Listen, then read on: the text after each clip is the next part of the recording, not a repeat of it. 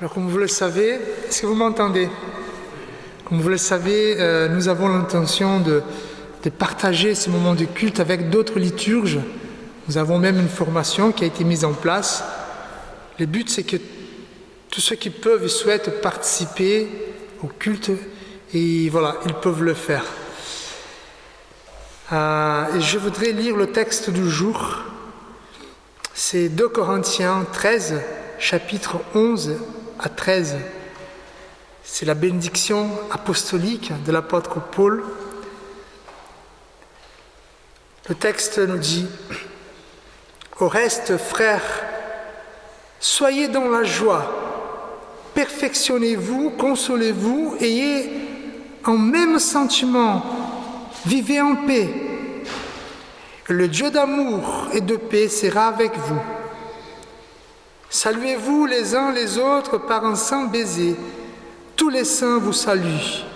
Que la grâce du Seigneur Jésus-Christ, l'amour de Dieu et la communion du Saint-Esprit soient avec vous tous. Voici la parole de Dieu. Prions. Père éternel, viens nous bénir par ce texte, par cette méditation.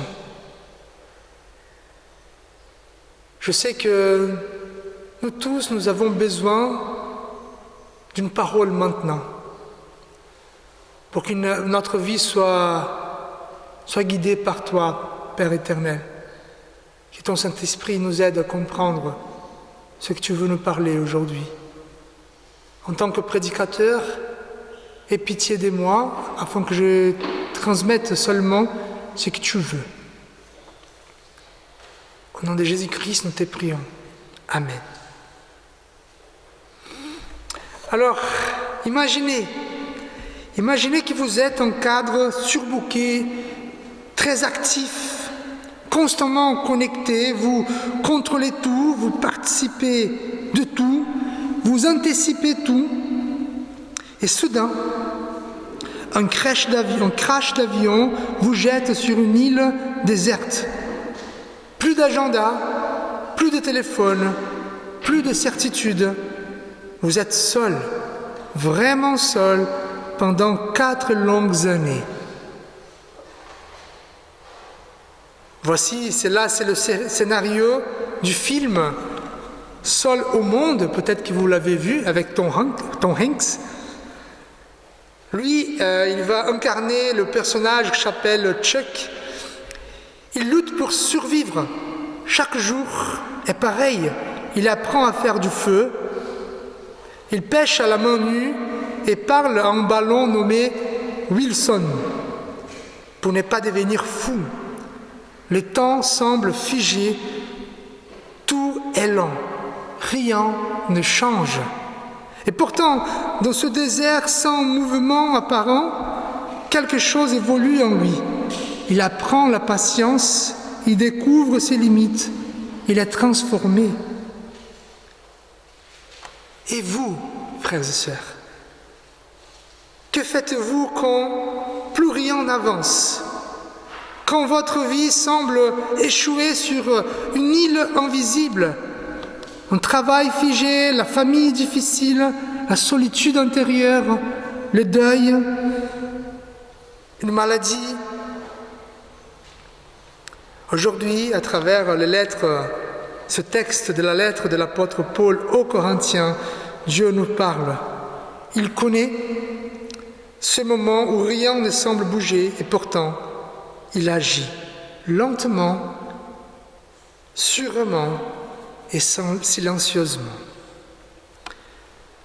Peut-être vous le savez, Paul a adressé une lettre, même 2, voire 3, on va voir ça, à une église qui s'est trouvée à Corinthe. Et Corinthe, c'était une église particulièrement difficile. Il devait donc s'en remettre entièrement à la puissance de Dieu. Pourquoi? Parce qu'il ne pouvait pas changer cette église par ses forces, par ses moyens, malgré lui qui avait plein de capacités, de compétences et des dons spirituels. il n'avait aucun autre recours que la prière et la proclamation de la parole, dans l'espoir de voir peut-être cette communauté s'orienter vers Dieu, vers la bonté et vers la vérité. Pour être bref, là, je veux résumer un peu le sujet de les lettres que Paul a adressées aux Corinthiens. D'abord, vous le savez, dans la Bible, il y a 2 lettres affichées, 1 et 2 Corinthiens. Dans la première lettre qu'il a écrite, il va parler d'une division au sein de l'Église. Des gens qui ne s'aimaient pas, des gens qui bagarraient. Puis il va parler des problèmes de sexualité dans l'Église, qu'il y avait un problème grave, que Paul va mentionner dans sa lettre. Après, ils ont eu un problème lié à la nourriture sacrée. Vous savez, dans la culture hellénique, les Grecs par exemple, il y avait beaucoup de sacrifices des animaux qui se faisaient dans des temples, mais aussi chez les habitants. Et comme il y avait beaucoup de sacrifices, qu'est-ce que les gens faisaient avec la viande? Parce que ce qui était intéressant, c'était le sang des animaux. Donc la viande de ces animaux, ils amenaient au marché pour les vendre moins cher. Et comme les plus pauvres, et souvent à cette époque-là, les chrétiens, ils profitaient pour acheter la viande moins chère, mais des viandes sacrifiées aux idoles. Et ça fait monter une discussion des différends dans l'Église, où Paul va écrire aussi pour réparer cela. Il y avait un désordre dans les cultes, il y avait le cafouillage, et donc voilà, encore Paul va réparer ça. Et finalement, dans cette première lettre, les Corinthiens, ils ne croyaient pas à la résurrection du Christ. Vous voyez, c'était compliqué au niveau relationnel, au niveau théologique, au niveau des pratiques, c'était compliqué. Et Paul va écrire une 2e lettre. Pourquoi? Parce que les choses n'étaient pas encore bien. Et après, il va parler, en fait, il va appeler les Corinthiens à la générosité. Pourquoi? Parce qu'il y avait un problème à Jérusalem. Toutes les églises chrétiennes de l'époque, il n'y en avait pas beaucoup, on est d'accord. Toutes les églises ont participé, ont donné de l'argent à l'église de Jérusalem qui passait par un moment difficile, sauf une église, l'église de Corinthe, encore cette église.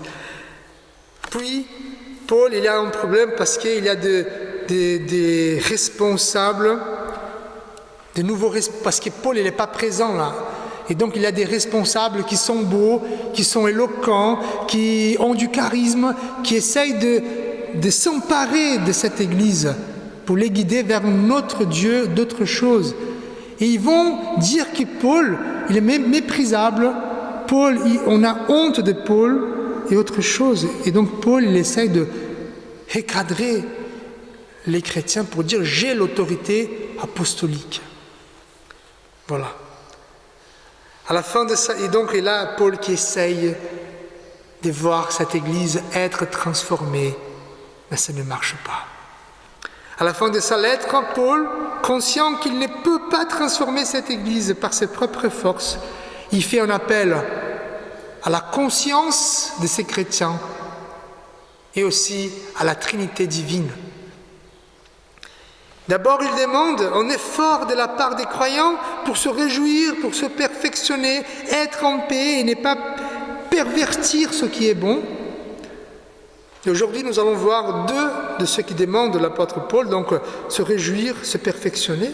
Mais il va aussi faire cette demande sous l'autorité de la Trinité divine, comme nous venons de dire, que la grâce du Seigneur Jésus-Christ, l'amour de Dieu, la consolation du Saint-Esprit soient avec vous. Donc Paul, il dit, il faut que vous changez. Si je ne peux pas, essayez de faire un effort sous la main et la présence puissante de Dieu. Notre texte nous aidera à répondre à la question « Que faire quand rien ne semble avancer dans ma vie ?» Que faire quand rien ne semble avancer dans ma vie? Ça peut être dans votre travail, dans votre retraite, dans votre foyer, dans votre vie amoureuse, dans l'église, dans la souffrance. Parfois, on a l'impression que malgré nous, rien ne bouge. Et quoi faire à ces moments? Paul s'adresse aux chrétiens qui font partie d'une église où l'horizon, comme je vous ai dit, semble stérile, sans perspective de renouveau. Il désire, Paul, que ceux qui sont égarés reviennent au bon chemin, on est d'accord. Toutefois, sa priorité reste d'encourager ceux qui l'écoutent, ceux qui reconnaissent son autorité apostolique. Il exhorte ses croyants fidèles à ne pas se laisser entraîner dans le tourbillon de confusion et d'égarement provoqués par les autres. Donc il dit, d'accord, si l'Église ne m'écoute pas, mais au moins ceux qui croient en Dieu, et essayez de faire quelque chose qui sont très simples. D'abord, on voit Paul qui appelle ces chrétiens-là des frères. Ce n'est pas parce qu'il est apôtre qu'il est supérieur. Ce n'est pas parce qu'il a une vie qui est quand même admirable. Ce n'est pas pour cela qu'il est supérieur. Il est frère comme les autres. C'est une façon d'exprimer sa tendresse. Il se met à leur niveau, indépendamment du rapport que l'église de Corinthe puisse avoir avec Paul. Parce que l'église de Corinthe elle existait, elle est venue à l'existence grâce au travail de Paul. Mais Paul reconnaît que dans la vie, parfois c'est difficile. Lui-même, quelques chapitres avant, il va parler d'une écharde qui le dérange et ça ne change pas. Donc il connaît la difficulté des Corinthiens. Qu'est-ce qu'il va dire? Soyez dans la joie. Tout au long de cette lettre, Paul manifeste sa joie à l'égard des Corinthiens. Et ça, c'est un exemple pour nous. Parce qu'en fait, combien de fois on regarde notre vie, on dit, ouais, on murmure, on dit ça va pas. Mais Paul, non, malgré tout, malgré cette église qui ne souhaite pas avancer comme les autres, il va se réjouir. Il va se réjouir surtout parce que Dieu est avec lui. Alors, dans bien des situations dans notre vie, nous avons l'impression, où nous constatons même que l'horizon est stérile, sans espoir de perspective, ni de renouveau. Mais il nous faut rester vigilants. Notre esprit peut facilement nous tromper par des illusions, façonnées autant par la peur que par l'excès de confiance. Je vous explique. Je m'adresse ici à tous ceux qui sont pessimistes et optimistes. Pourquoi? Parce que dans les deux cas, il y a le risque de construire une lecture partielle de la réalité. L'un, les pessimistes, s'enferment dans la noirceur. Les optimistes idéalisent les choses et dans les deux cas, ils oublient des aspects essentiels de la situation. Comme dit l'auteur inconnu, l'optimiste rit pour oublier, le pessimiste oublie pour rire. Et parfois, quand on regarde notre situation, on peut penser à plusieurs choses, on est d'accord? Comme je vous évoquais, le travail, la vie amoureuse, du couple, la famille, les enfants. Et parfois, on peut avoir un regard très pessimiste des choses. Ça ne va pas évoluer. Prenons l'exemple de l'Église. Je regarde l'Église, ouais, ça ne va pas évoluer. On n'est pas nombreux, c'est difficile, et autres. Ou on peut juste la regarder en disant, non, c'est comme ça va avancer, ça va changer. Demain, il y aura du monde ici. Dans les deux cas, c'est des illusions. Paul était éclairé. Il connaissait la réalité de cette Église. Il savait discerner aussi bien ses faiblesses que ses points forts. Et c'était pour ces points forts que Paul rendait grâce à Dieu. Mais il ne tombait ni dans le pessimisme, ni dans l'optimisme. Paul était réaliste, c'est-à-dire enraciné dans la vérité telle qu'elle est, avec lucidité. Parfois, il nous manque cela, frères et sœurs. La réalité, il y a des bonnes choses, des mauvaises choses. Et c'est précisément cette clarté de regard qui lui permettait finalement de se réjouir, non pas naïvement, mais avec foi et espérance. C'est pour cette raison que Paul invite les chrétiens de Corinthe à se réjouir, malgré leur faiblesse.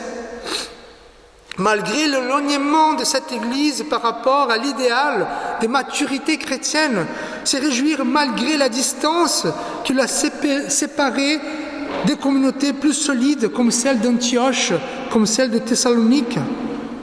Christ était présent au milieu de cette Église. Ça suffisait. Et c'est là, en fin de compte, la véritable force d'une Église et la présence vivante de Jésus-Christ, même au cœur de ce manquement. En fait, Paul, aucun moment, malgré tout ce qu'il va évoquer, là, les problèmes de l'église de Corinthe, en aucun moment, il ne dira « Jésus n'est pas là ». Malgré tout, Jésus est là. La Trinité est là. Pensons à notre vie comme un ensemble des sphères interconnectées. Peut-être que vous avez déjà vu ça dans des PowerPoint. Une sphère de votre vie. Il y a plein de sphères. Votre foyer, votre métier, vos amitiés, et tout cela se touche. La vie de l'Église, toutes ces dimensions forment un tout. C'est votre existence. Il se peut que dans certaines sphères de votre vie, vous ayez l'impression que rien n'a de sens et que l'avenir est sombre, que rien n'avance. Dans ces moments-là, frères et sœurs, adoptez un regard réaliste et rempli de grâce. Oui, il y a des faiblesses. Oui, mais il y a des points forts. Il y a des faiblesses, de retards, de blessures, mais il y a aussi des forces, des semences de vie, des signes d'espérance. Vous êtes un chemin, ne vous comparez pas aux autres. Chacun avance selon le rythme que Dieu permet. Bon, je ne sais pas si vous ici, vous avez les réseaux sociaux, mais pour les plus jeunes, c'est normal. On a nos vies qui sont bien comparées. Il y a un gars qui a mon âge, 40 ans, qui a une belle voiture, et moi, je n'ai pas une belle voiture. Parfois, je peux me dire, ouais, je suis un vaurien. Il ne faut pas se comparer. Chacun a son rythme. Il y a eu un psychologue qui a dit une fois, si votre voiture tombe en panne, ne soyez pas déçus. Ça veut dire que vous ayez au moins une voiture. Je ne sais pas si vous avez vu le film qui s'appelle Click. C'est Click, télécommande de votre vie. C'est un film, c'est ancien, c'est 2006. Un monsieur qui trouve une télécommande magique. Donc il peut accélérer ou faire des pauses dans sa vie. Donc qu'est-ce qu'il fait? Dans des moments où ça ne va pas, il avance jusqu'à que ça va bien. Et à un moment donné, il avance trop sa vie. Il passe de 30 ans à 60 ans très vite. Et finalement, il se rend compte qu'il a tout raté. Il a raté sa famille, il a raté son travail, il a raté son épouse. Il a même raté la vie de son chien, en fait. Et frères et sœurs, il faut que nous soyons reconnaissants pour se réjouir avec le peu qu'on a. Que notre cœur apprenne la grâce du moment présent avant que le regret ne nous fasse dire « J'étais dans la joie et je ne l'avais pas vu ».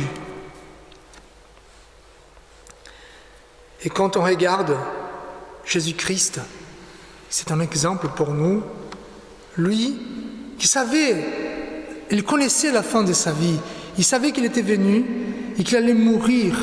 Mais pendant ces 3 ans de ministère où il savait qu'il allait vers la croix, qu'est-ce qu'il a fait? Il a fêté, il a fait des amis, il a essayé de tirer le meilleur de la vie. Et nous pouvons le faire aussi. Mais il y a une autre chose que nous demande l'apôtre Paul. Il va nous demander de nous perfectionner. Donc d'abord nous réjouir, mais maintenant nous perfectionner. Il va dire, perfectionnez-vous. Ce que Paul exigeait des Corinthiens, c'était en termes d'amélioration, améliorer leur vie avec Dieu. Il voulait que les Corinthiens rejettent l'évangile étrange prêché par leurs adversaires, comme je vous ai dit, Il voulait que les Corinthiens qu'ils reconnaissent Paul en tant qu'apôtre pour pouvoir guider, reconnaître l'autorité de Paul. Il souhaite que les Corinthiens veillent à ce qu'aucune pratique immorale soit tolérée parmi eux. C'est pas compliqué, voilà. Déjà, être dans le bon chemin de l'Évangile, reconnaître l'autorité et ne pas avoir des pratiques immorales. Et même simple comme ça, les Corinthiens n'arrivaient pas à accomplir. L'appel de Paul aux Corinthiens pour se perfectionner, pour s'améliorer et aussi pour se consoler, c'est ça qu'il dit, consolez-vous. Paul exhorte ses lecteurs à se consoler, à s'encourager mutuellement. Imaginez dans une église, bon, il y avait du monde qui marchait dans un chemin qui n'était pas le bon, mais il y avait quand même quelques-uns qui voulaient faire d'une façon correcte. Donc Paul dit, trouvez-vous et consolez-vous mutuellement. Frères et sœurs, lorsque les choses n'avancent pas beaucoup ont la tendance de se renfermer sur eux-mêmes en attendant qu'un miracle tombe du ciel. Je ne vois pas ça avancer dans ma vie, donc peut-être qu'un miracle va tomber du ciel. Peut-être quelque chose va se passer et tout sera résolu. Mais dans cette attente, nous sommes souvent tentés de fuir de nos responsabilités. Et cela se manifeste généralement de deux manières. Comment je peux fuir de mes responsabilités quand les choses n'avancent pas? D'abord, je recherche le plaisir facile. Et deux, je me réfugie dans la détente. Je vais vous expliquer. Je ne vous parle pas comme une opinion, c'est psychologiquement réel ça. Ces deux voies, soit le plaisir facile, soit la détente, ont un point commun.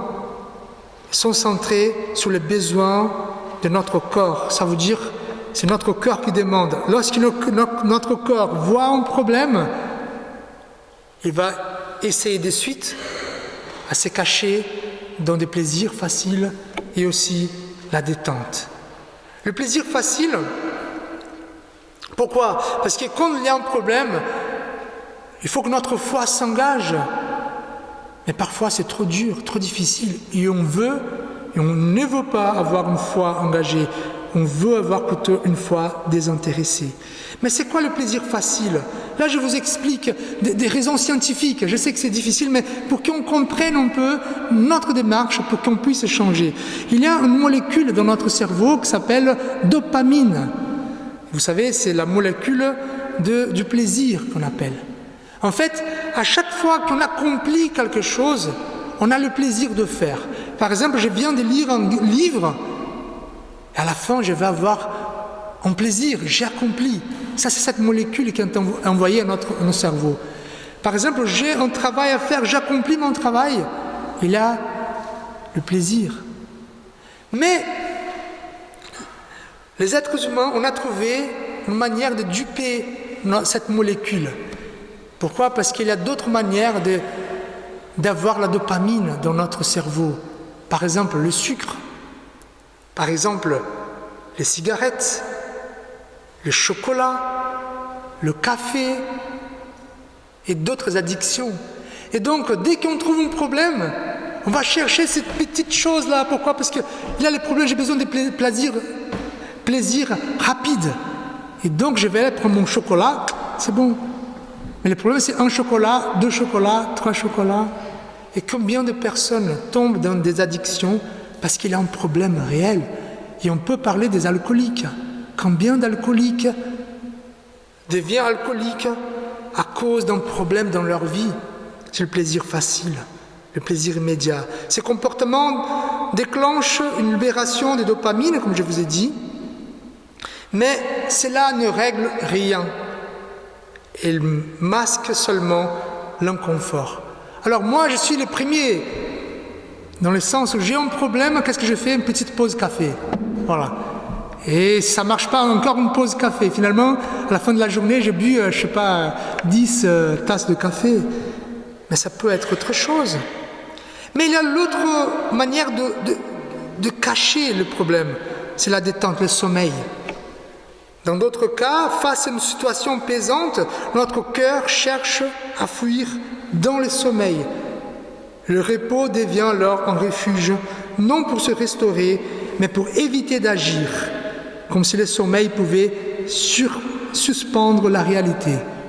Et je vous dis encore, je ne parle pas de mon avis à moi, il y a un avis scientifique, parce qu'on peut penser quand je suis stressé, je perds le sommeil. C'est vrai, mais le corps aussi il demande.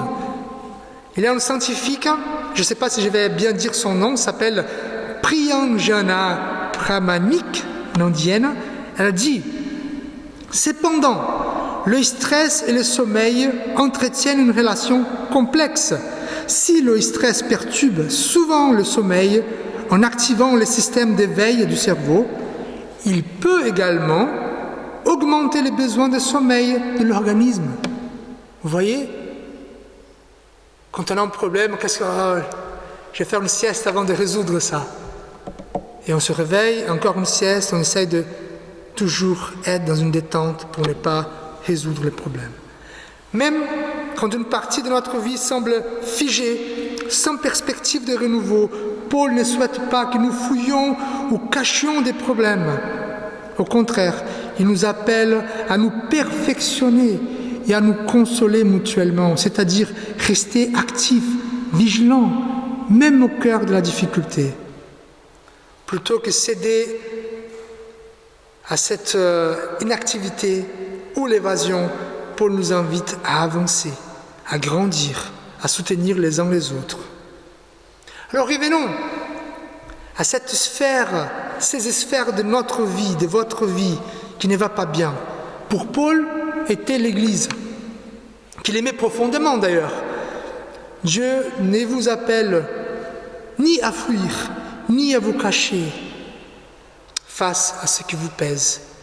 Il veut que vous utilisiez cette situation pour grandir, pour vous perfectionner. Ne baissez pas les bras. Ne vous placez pas en victime.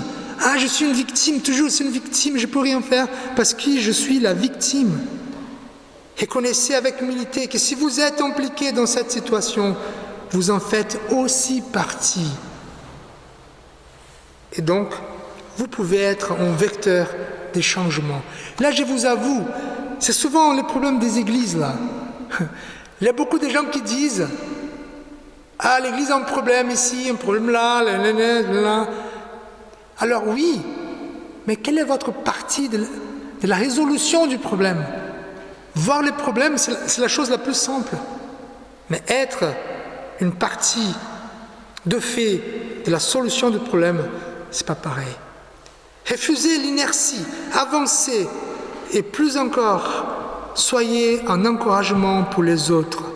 Apprenez à reconnaître et à célébrer les petits pas et les progrès, parfois invisibles aux yeux du monde, mais précieux aux yeux de Dieu. Et on prend encore l'exemple de Jésus-Christ. Jésus-Christ, à 2 doigts de sa mort, à 2 doigts de la croix, il est avec les disciples. Qu'est-ce qu'il est en train de faire ? Il est en train de consoler les disciples.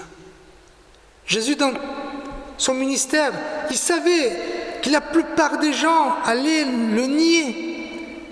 Même au pied de la croix, il avait sa mère et Jean, de tous les disciples, de la foule qui a suivi Jésus. Au pied de la croix, il n'avait que 2. Jésus, mais qu'est-ce qu'il a fait dans tout son ministère? Il n'a pas baissé les bras. Il a travaillé, il a guéri, il a ressuscité, il a travaillé, il a marché. Vous connaissez l'histoire de Jésus. Frères et sœurs, je veux conclure.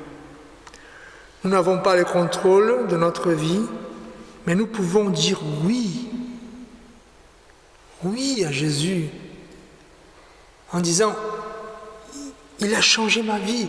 Peut-être je ne vois pas un horizon joyeux, mais j'ai Jésus-Christ en moi. J'ai le Saint-Esprit. J'ai le Dieu créateur avec moi. Et s'il y a quelqu'un qui peut attendre et changer la situation, c'est Dieu. Et c'est Dieu est avec nous, frères et sœurs. Nous ne pouvons pas éviter la souffrance, mais nous pouvons traverser la souffrance avec Jésus-Christ.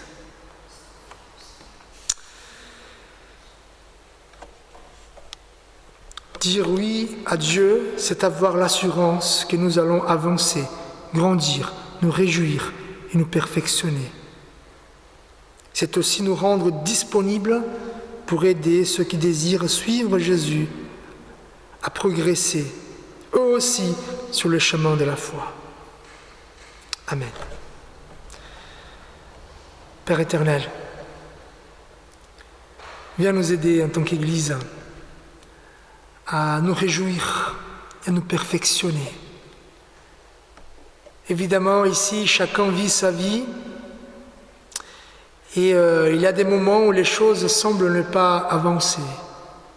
Aide-nous, Seigneur, à avoir un regard réaliste de la situation et croire, Seigneur, que tu es là avec nous, au milieu de nous. Et Seigneur, aide-nous à nous réjouir, malgré tout. Aide-nous, Seigneur, à nous perfectionner et à nous consoler mutuellement. C'est au nom de Jésus-Christ que nous te prions. Amen.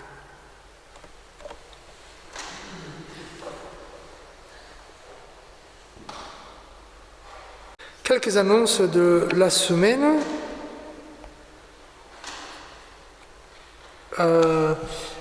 Vendredi, études bibliques au presbytère. Nous allons encore notre dernière rencontre pour parler sur le sujet l'aide à mourir selon la loi qui va être discutée. Donc voilà, vous êtes invités. Jeudi, réunion de prière. Simone ne sera pas là, mais pour ceux qui sont habitués, on peut en parler pour voir si on peut se retrouver soit au presbytère, soit chez quelqu'un d'autre. La semaine prochaine, ça sera notre dernier repas fraternel de l'année scolaire.